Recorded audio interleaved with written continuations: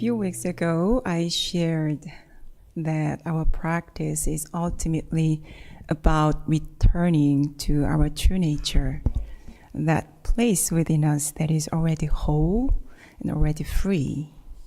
So in Won Buddhism, we express this truth through the symbol you see behind me on the altar, the circle of Il-Won-Sang. Il-Won-Sang literally means one circle image. And this circle represents the truth of the universe and the original pure nature of our minds before it gets clouded by all the distractions, desires, and judgments of daily life. Throughout history, great spiritual teachers, including our founding teacher Sotaesan, awakened to this truth and lived from it. The teachings they left behind gives us glimpses into something beyond the ordinary way of thinking, what we sometimes call non-duality.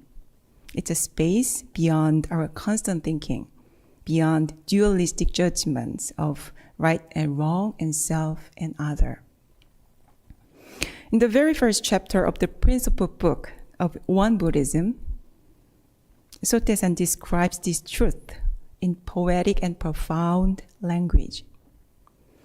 Il-Won is the original source of all things in the universe, the mind seal of all the Buddhas and sages, and the original nature of all sentient beings, the realm where there is no discrimination between great and small, being and non-being, the realm where there is no change amid arising and ceasing, coming and going, the realm where language, names, and signs are utterly void.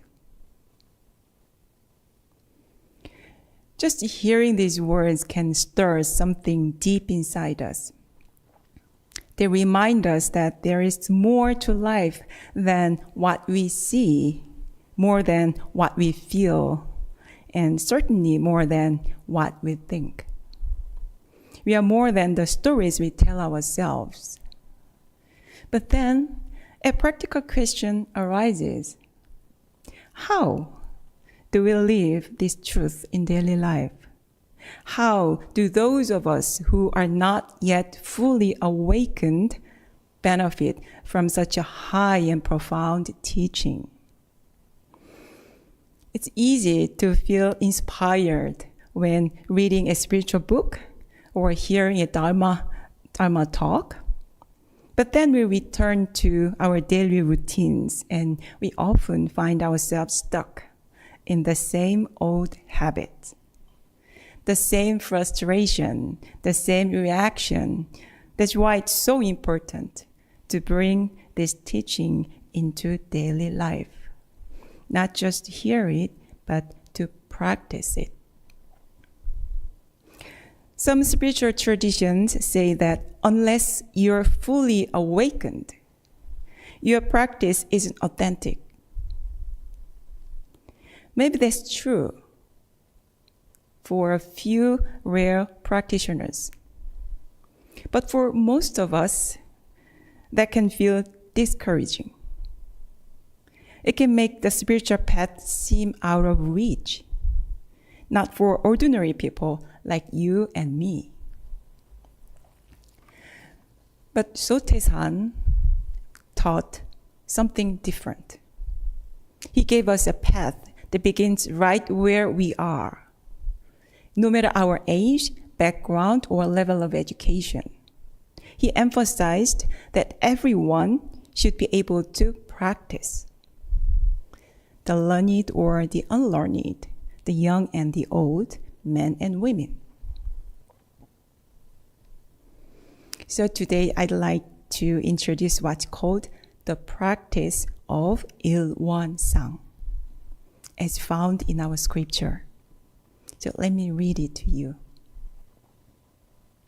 Believing in and at the same time modeling ourselves on the truth of Il-Won-Sang, our aim is that we should know our mind, which is perfect and complete, utterly impartial and selfless, like Il-won-sang. That we should nurture our mind, which is perfect and complete, utterly impartial and selfless, like Il-won-sang. And that we should use our mind, which is perfect and complete, utterly impartial and selfless, like Il-won-sang. This is the practice of Il-won-sang. So there it is, our path in 3 steps. To know our true nature, to nurture our true nature, and to use our true nature. These aren't separate stages, like step 1 to 3. They grow together. They are intertwined, like 3 branches of the same tree.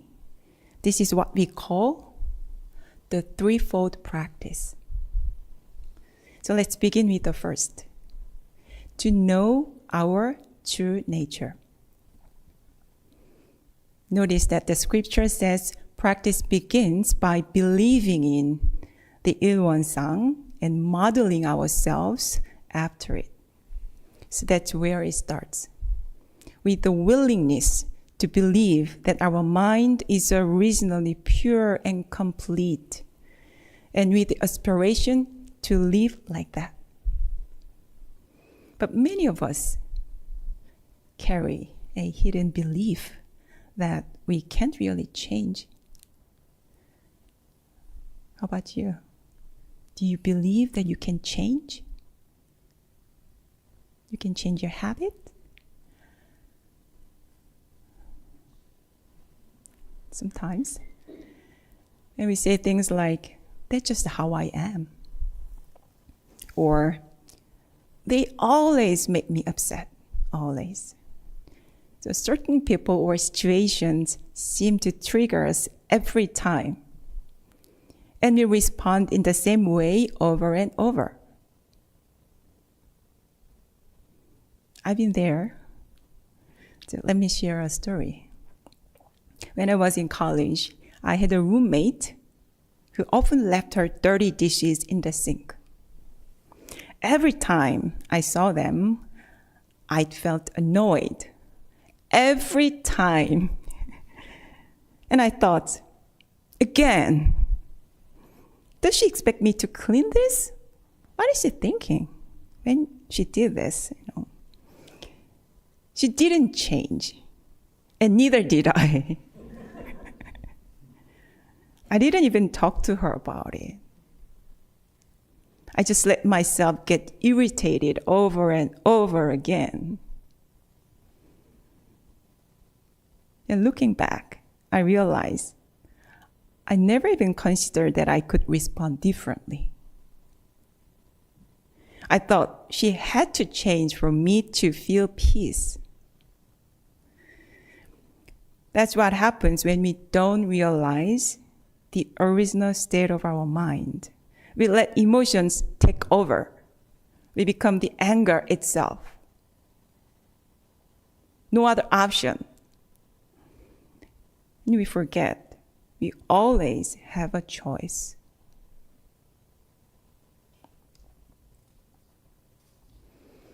Sote-san reminds us our mind is originally perfect and complete. What does this mean? Now the word perfect might sound intimidating, right? You might think, I'm not trying to be perfect. No, I just want to be real. But in this context, perfect doesn't mean flawless. It means whole. It means that nothing is lacking, nothing is missing. It's a mind that is clear and free from judgment, not clouded by craving or rigid opinions. And it's a mind that responds from compassion, not from your ego. This is the mind of Il Sang. And that mind already exists within us.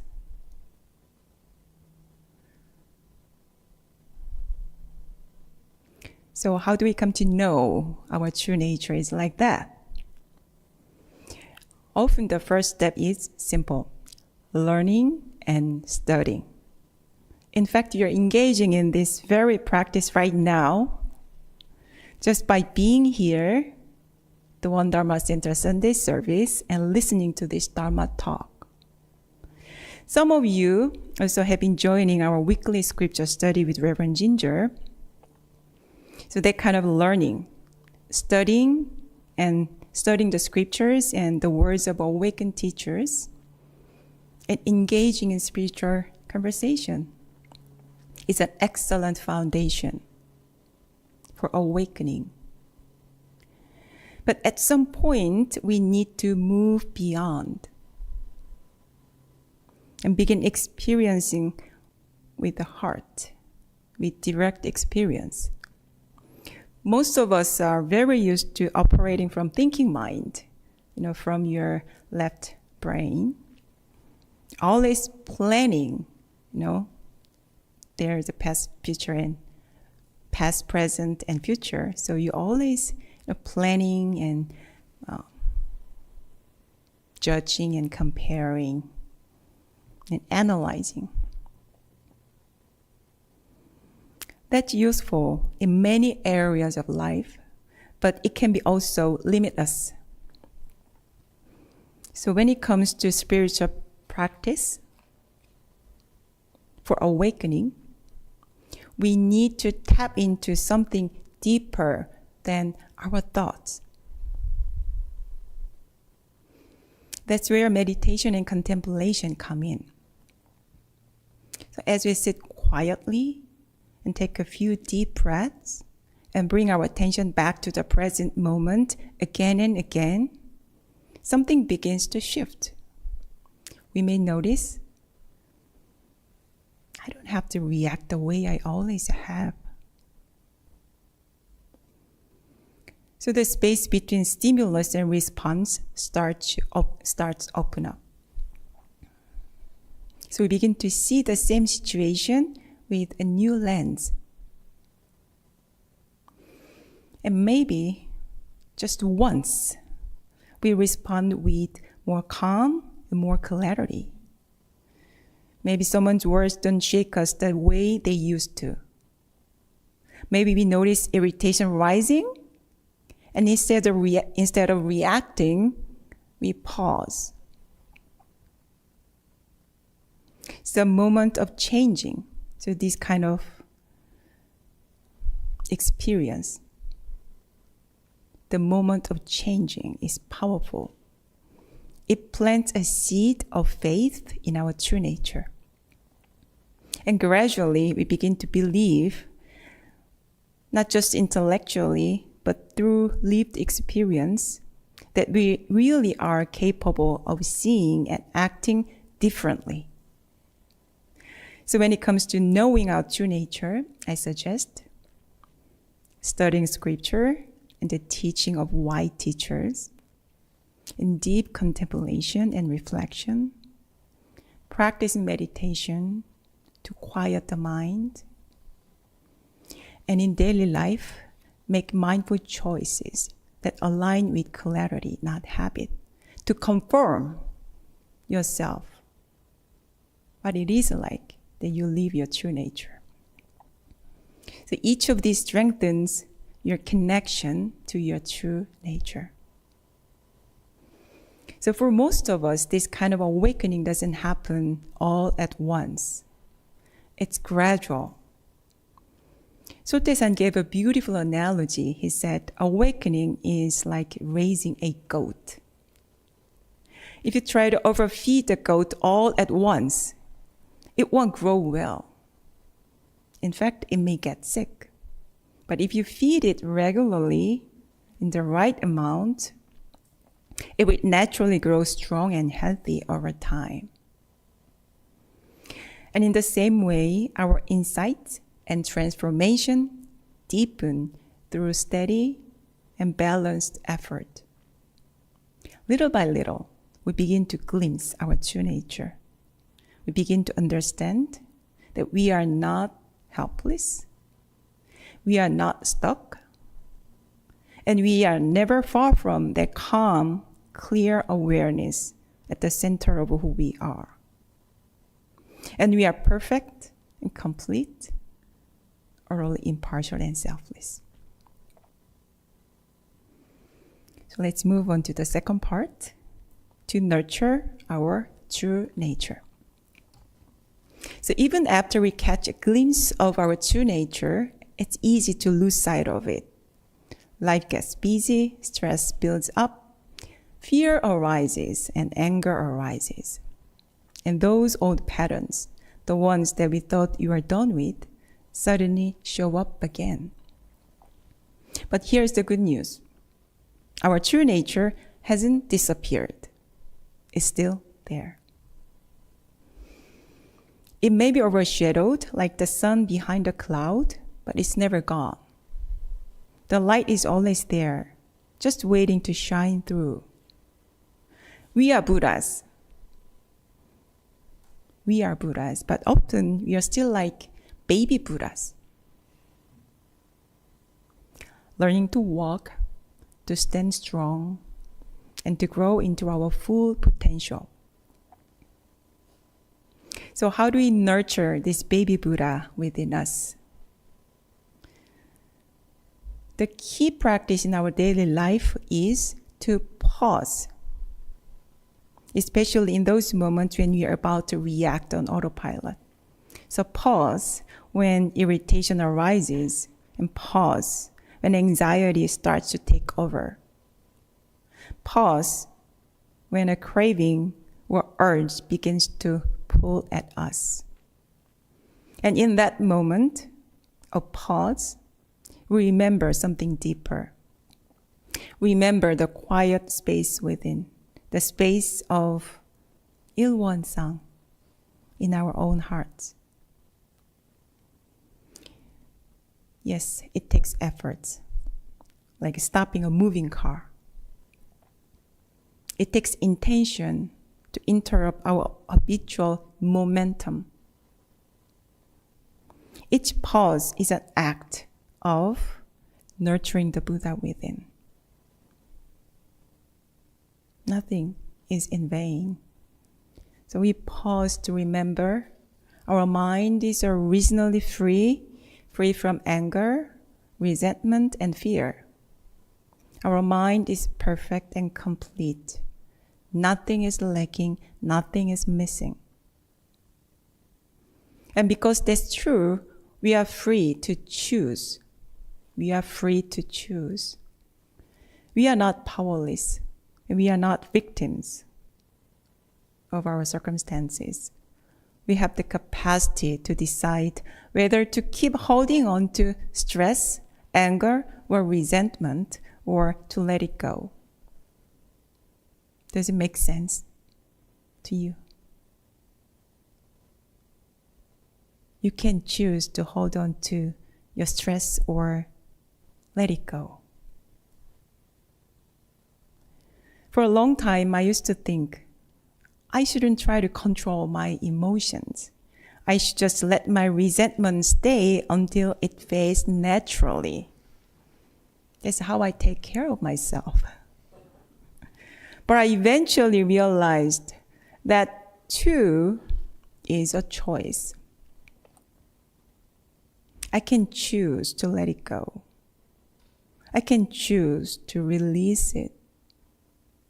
To nurture this power of choice, it helps to find something that reconnects you to your deeper self. For me, one of those things is the sound of the beat of moktak. Not the real sound in my imagination. So when I feel anxious or overwhelmed, I imagine the steady rhythm of the moktak.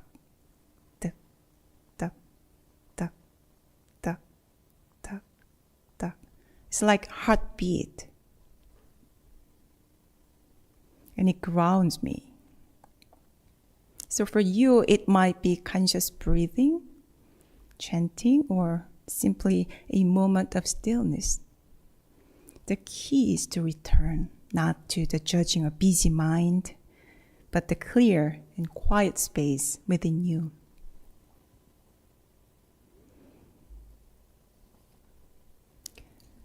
This practice of returning is strengthened through regular meditation practice. So even 10 minutes of meditation can begin to shift things if you practice it regularly. With each breath, we nurture our true nature. We soothe the restless monkey mind with gentleness and patience. It's May, and this is the perfect season of the year when we can sit outside. Lately, I've been sitting outside on the deck after sunset, between 8 to 9. It's perfect time. You're just breathing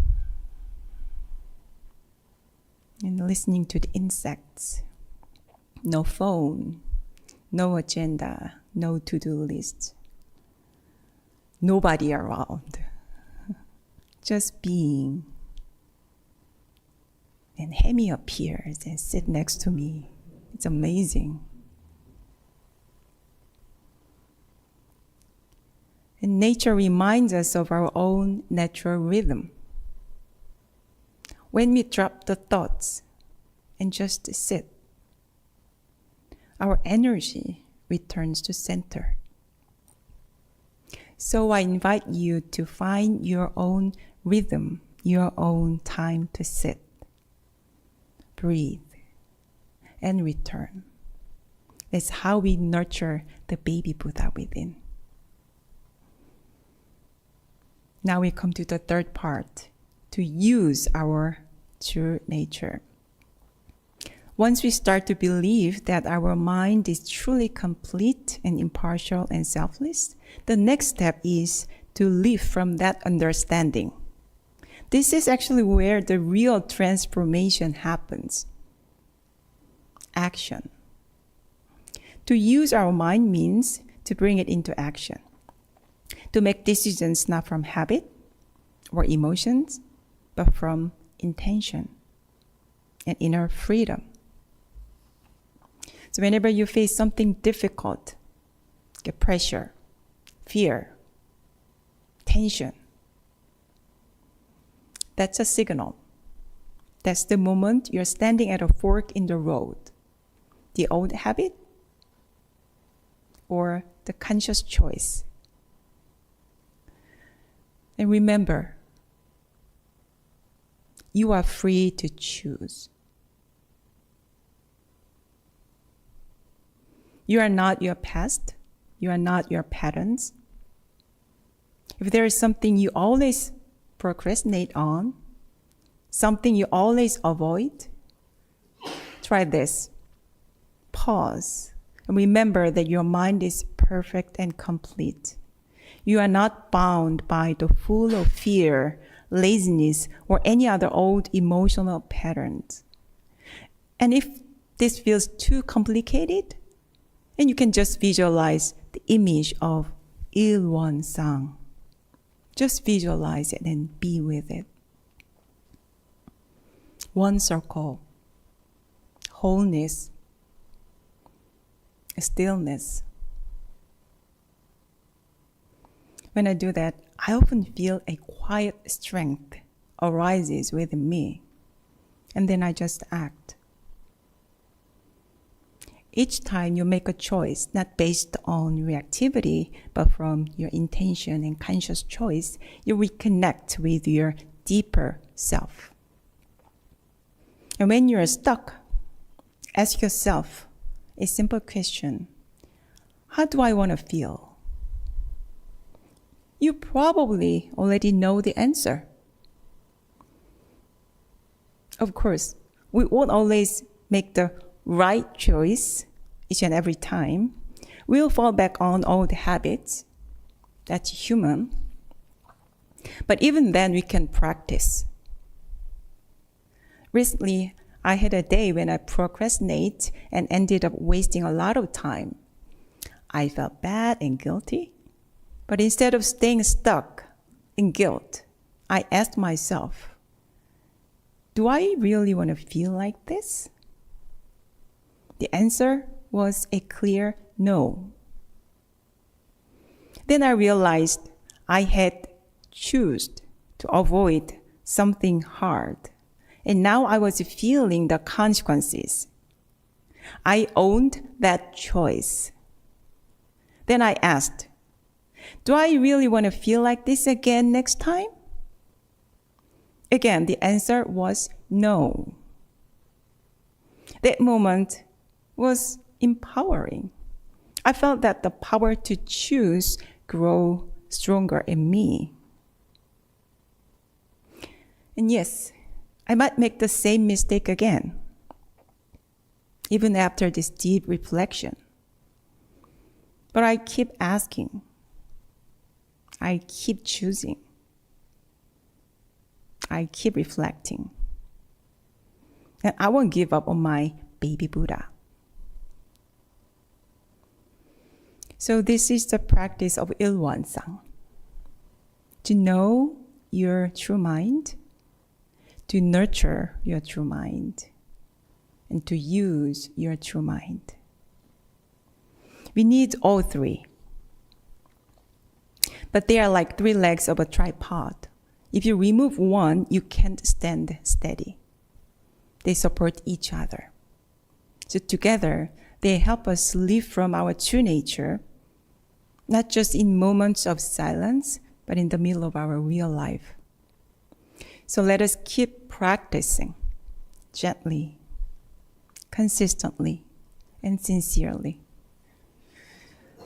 Let us return to wholeness, ilwansang, again and again. From wholeness, may we choose. Thank you for listening.